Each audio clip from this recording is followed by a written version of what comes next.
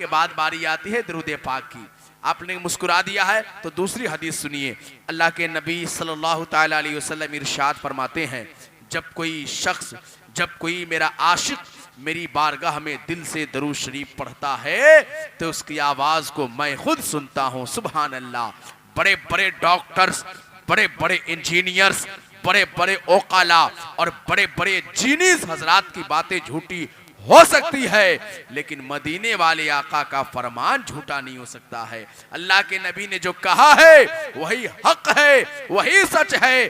आज से बहुत साल पहले कारी तबस्सुम अजीजी ने कहा था, पढ़ोगे दिल से जो सुबह मसा दरूद शरीफ, पढ़ोगे दिल से जो सुबह मसा दरूद शरीफ तो खुद सुनेंगे रसूले खुदा दरूद शरीफ। पढ़ोगे दिल से जो सुबह मसा दरूद शरीफ तो खुद सुनेंगे रसूले खुदा दरूद शरीफ।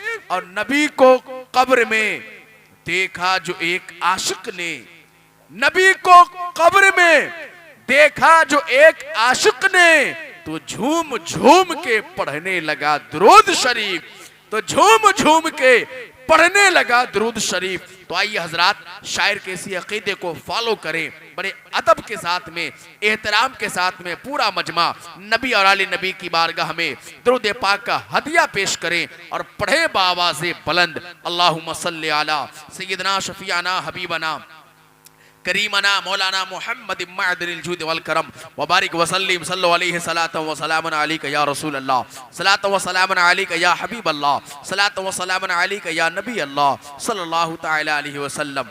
1000 से जायद किताबों के राइटर हुजूर सैयदी आकाई मौलाई सैयदी सरकार आला हजरत अजीमुल बरकत मुजद्दिदीन मिल्लत मौलाना अशाह इमाम अहमद रजा खान फाजले बरेलवी अलैहि रहमतो व रहमान इरशाद फरमाते हैं, वही रब है। आला हजरत की शायरी सुने, उलमाए कराम खुसूसियत दुआ देंगे। सरकार आला हजरत इरशाद फरमाते हैं, वही रब है, वही रब है, वही रब है जिसने तुझको हमतन करम बनाया। वही रब है, वही रब है, वही रब है जिसने तुझको हमतन करम बनाया। हमें भीख मांगने को तेरास्ता बताया। तुझे हम्द है खुदाया, तुझे हम्द है खुदाया, तुझे हम्द है खुदाया। और मेरे इमाम आगे यूं इरशाद फरमाते हैं, वो कुंवारी पाक मरियम, वो कुंवारी पाक मरियम वनफख्तु फीहे कादम, वो कुंवारी पाक मरियम वनफख्तु फीहे कादम। हया जब निशान आजम मगर आमना का जाया, वही सबसे अफजल आया, वही सबसे अफजल आया, वही सबसे अफजल आया।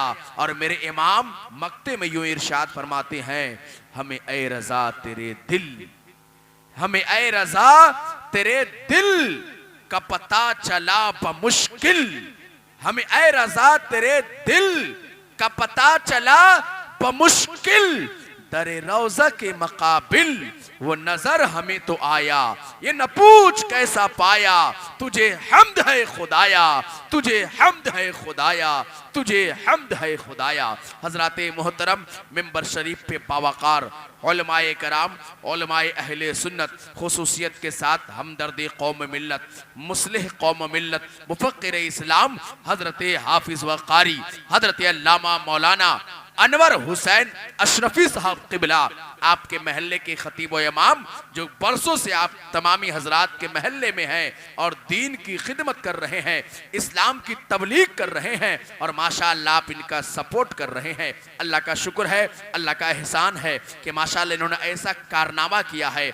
अल्लाह के घर को इतने खूबसूरत अंदाज में माशाअल्लाह इन्होंने जो तैयार करने का अपने सर पे बेड़ा उठाया है, आधा से जायद काम अल्लाह ने उसे करा दिया है। और इंशाअल्लाह बहुत जल्द अल्लाह के घर की छत की ढलाई यानी आपके महल्ले की मस्जिद की ढलाई होगी। कहिए इंशाअल्लाह। आपने जिन्हें मदू किया है वो एक बहुत मशहूर लहजा है, हजरते शब्बीर बरकाती साउथ अफ्रीका, उसी तर्ज पे, उसी नहज पे, उसी लहजे पे पढ़ने वाला अपने हिंदुस्तान में बहुत कम उम्री में बहुत ज्यादा शोहरत पाने वाला सना खां, बहुत अच्छे अंदाज में बहुत ढंग से नबी की नात पढ़ने वाला, वो खूबसूरत लहजा शहनशाह तरन्नुम जाने नगमगी हजरत सालिमीन अशरफी सहरसावी की भी आमद हो चुकी है। माशाल्लाह आपने मधु किया है, बुलाया है, मेरे अच्छे दोस्त हैं, मैं यहाँ आया तो उनसे मुलाकात हुई, तो इंशाल्लाह आप उनसे भी सुनेंगे और उनके खूब महसूस होते हुए नजर आएंगे।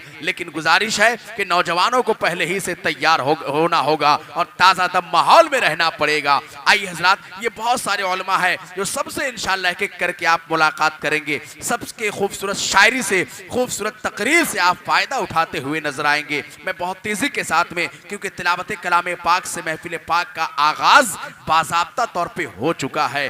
कौन कुरान? वही कुरान जिसको पढ़ के बहुत सारे लोग भटके हुए राह से राहे रास्त पे आ गए, अंधेरे से उजाले पे आ गए। ये वही कुरान है जिसको पढ़ने के बाद लोग इस चांद पे जाने की सूरतें निकाल रहे हैं, आसमान पे जाने की कोशिशें हो रही है।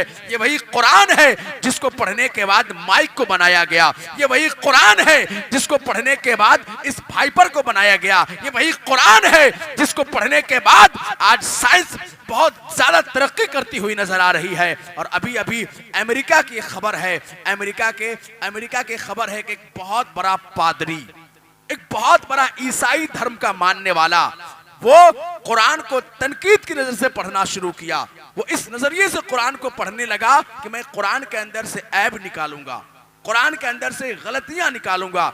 इस नियत से वो अमेरिका कैलिफोर्निया का रहने वाला पादरी, वो इस नियत से कुरान को पढ़ा और पढ़ता चला गया। लेकिन जैसे ही कुरान पढ़ता चला गया, उसके दिल में कुरान की अजमत उतरती चली गई। सुभान अल्लाह। और एक दिन ऐसा भी आया कि अभी कुछ दिन कबल वो बंदा ईसाई, वो पादरी